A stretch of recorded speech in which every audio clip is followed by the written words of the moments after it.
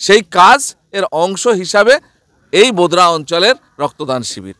আমরা কালকে এইখানে রক্তদান শিবির করব, আইএসএফ এর ব্যানারে রক্তদান শিবির হবে এবং আইএসএফ এর ব্যানারে সেই ক্যানিং বিধানসভাতে রক্তদান শিবির আয়োজন করা হয়েছে এবং সেই ব্যানার আপনারা দেখতে পাচ্ছেন এবং সরাসরি আমরা সেই বোদরা অঞ্চলে দাঁড়িয়ে আছি। এর আগে তো আমরা জানতাম না যে রক্তদান কি, আগে এইসব বিষয় ছিলাম না, মেলা গান বাজনা এইসব নিয়ে আমরা ক্যানিংয়ে মস্তিতে ছিলাম। কিন্তু যখন দেখছি আমার পাশে ভাঙড় বিধানসভা, সেটার এমএলএ নওশাদ সিদ্দিকী যেভাবে এগিয়ে নিয়ে যাচ্ছে, সেই নওশাদ সিদ্দিকের আদর্শ দেখে আমরাও সেই রকমভাবে রক্ত দিয়ে আমরাও ক্যানিং পূর্বকে ইতিহাস করতে যাচ্ছি। এটা পূর্ব ক্যানিং বিধানসভা বোদরা অঞ্চল, বুথ নাম্বার 63।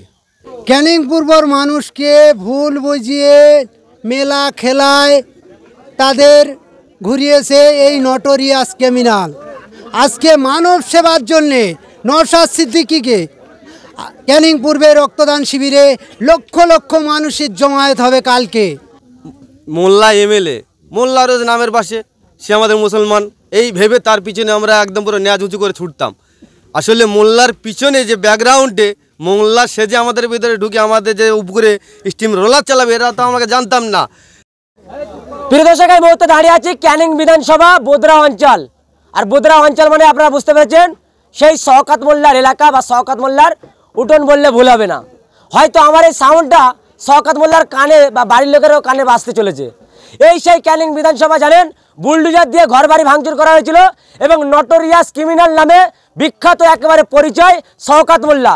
সেই শওকত মোল্লার এলাকাতে আমরা আজকে হাজির এবং একাধিকবার সোশ্যাল মিডিয়াকে আমাকে হুমকি দেওয়া হয়েছিল যে ক্যানিং বিধানসভাতে ঢুকলে খালে তা নাহলে আমার লাশ পাওয়া যাবে।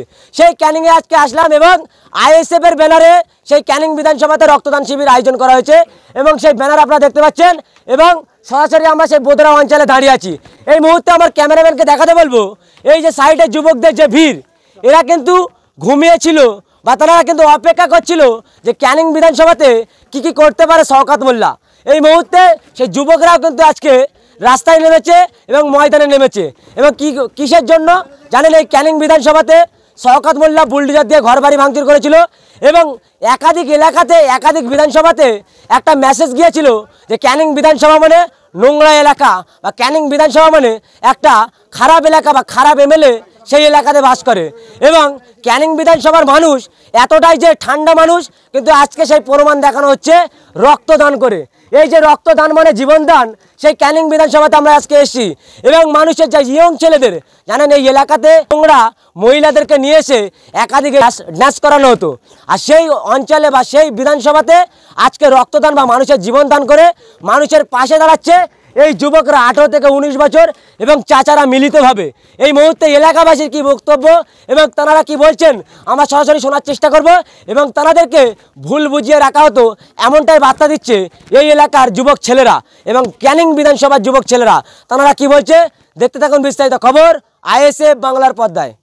এবং রাত পার হলে ক্যানিং বিধানসভা বোদরা অঞ্চলে রক্তদান বলি বলতে এর আগে তো আমরা জানতাম না যে রক্তদান কি, আগে এইসব বিষয় ছিলাম না, মেলা গান বাজনা এইসব নিয়ে আমরা ক্যানিংয়ে মস্তিতে ছিলাম।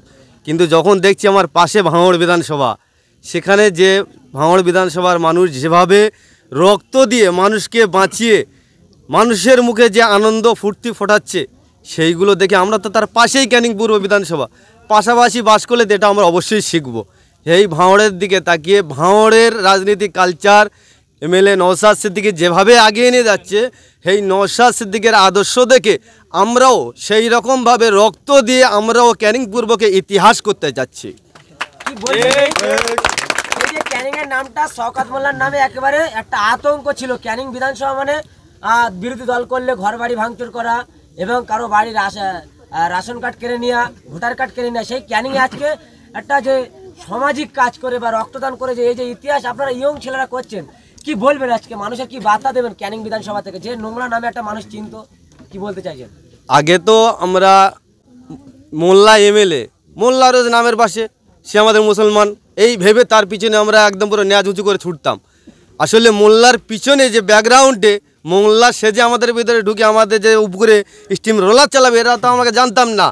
তাই মানুষের মতো মানুষ, নেতার মতন নেতা যখন একটা ভাঁড়ের বুকে জন্ম হয়েছে, সেই নেতাকে দেখে আমরা মানুষ চিনতে পেরেছি, মোল্লা চিনতে পেরেছি। তানাকে দেখে, তানার আদর্শই আমরা আদর্শিত হয়ে, যেহেতু আমরা মোল্লা, সেই মোল্লার পরিচয় দিতে গিয়ে আজকে আমরা এই রক্তদান শিবির করে মানুষের মুখে এটাই বার্তা দিতে চাই, বোমগুলি রাজনীতি ছাড়ুন, আসুন একসঙ্গে তৃণমূল বিজেপি সব কিছু ছেড়ে মানুষ যেটা নিয়ে বাঁচবে সেই রক্তদান দিয়ে, রক্তদান করে নিজের রক্ত অন্যজনকে ঢুকিয়ে দিয়ে যেভাবে মানুষ বাঁচতে পারে, আমি নিচেও বাঁচবো, অন্যজনকেও বাঁচাবো, এই চিন্তাধারা নিয়ে আজকে এত বড় প্রোগ্রাম আমরা সাফল্য করতে চলেছি। কোন বিধানসভাতে হচ্ছে বা কোন অঞ্চল? এটা ক্যানিং পূর্ব বিধানসভা, বোদরা অঞ্চল, খড়গাছি গ্রাম। শওকত মোল্লা নাকি শক্ত ঘাটি সেই এলাকাতে আইএসএফ এর ব্যানারে, এবং আপনারা ইয়ং ছেলে, সবই তো নতুন রাজনীতিতে, এতটা সাহসিকতা পেলেন কোথা থেকে? দাদা, মিডিয়া হয়ে এইসব ভুলভাল কথা বলবেন না। শক্ত ঘাটি কারুর বাপ কেলে সম্পত্তি না। তিনি তো দাবি করেন, তৃণমূলের নেতারা বলে আমাদের চাল খাচ্ছি, ডাল খাচ্ছি, আর আমাদের দিদির গুণগান গাবি নি, নসাদের গুণগান খাবি। দিদিদের বাপের জমি বিক্রি করে দেয় না, আমাদের ট্যাক্সের টাকা নিয়ে দিদি আমাকে দিচ্ছে।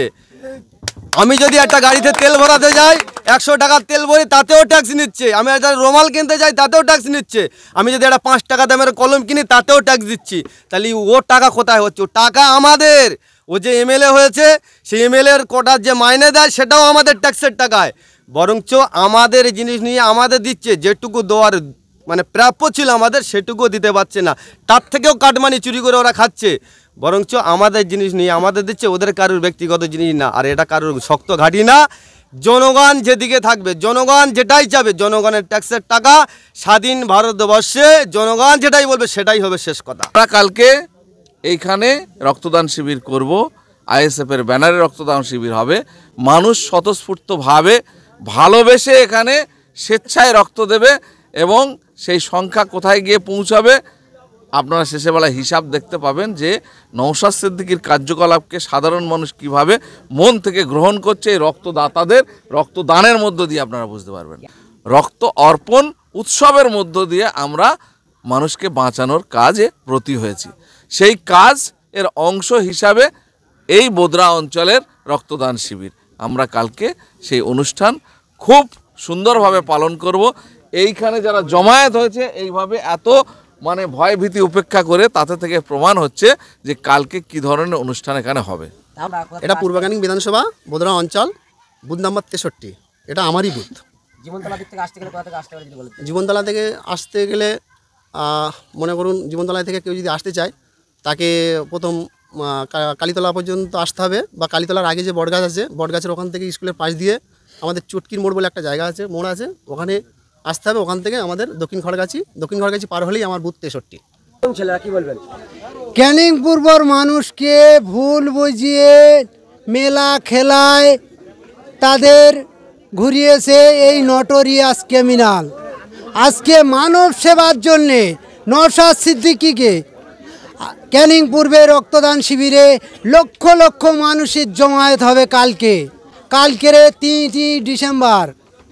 আপনারা দেখতে পাবেন লাইভে। এখানে 800 ডোনার আছে, ডোনারের মধ্যে আমাদের ছাপিয়ে যাবে, 1000 পার হয়ে যাবে। এই বলে আমি সংক্ষিপ্ত করলাম। ক্যানিংয়ে অনেকে বলেন যে আইএসএফ এর কোনো অস্তিত্ব নেই, কিন্তু যুবক ছেলেরা হঠাৎ করে আইএসএফ এত মত, তোরা কি বলবেন, বিষয়টা কি? আরেকবার বলিন। বলি কি ভুল বোঝাচ্ছে ক্যানিং পূর্বের যারা টিএমসির নেতারা, ভুল বোঝাচ্ছে মানুষকে। এখানে আইএসএফের শক্ত ঘাঁটি, এইটাই প্রমাণ। আমাদের আপ্রাণ চেষ্টা করেছিল এই ক্যানিং পূর্বে রক্তদান শিবির বোদরা অঞ্চলে করতে দেবো না। আমরা চ্যালেঞ্জ করেছিলাম, রক্তদান শিবির করিয়ে দেখিয়ে দেবো। কালকে সফল হতে যাচ্ছে।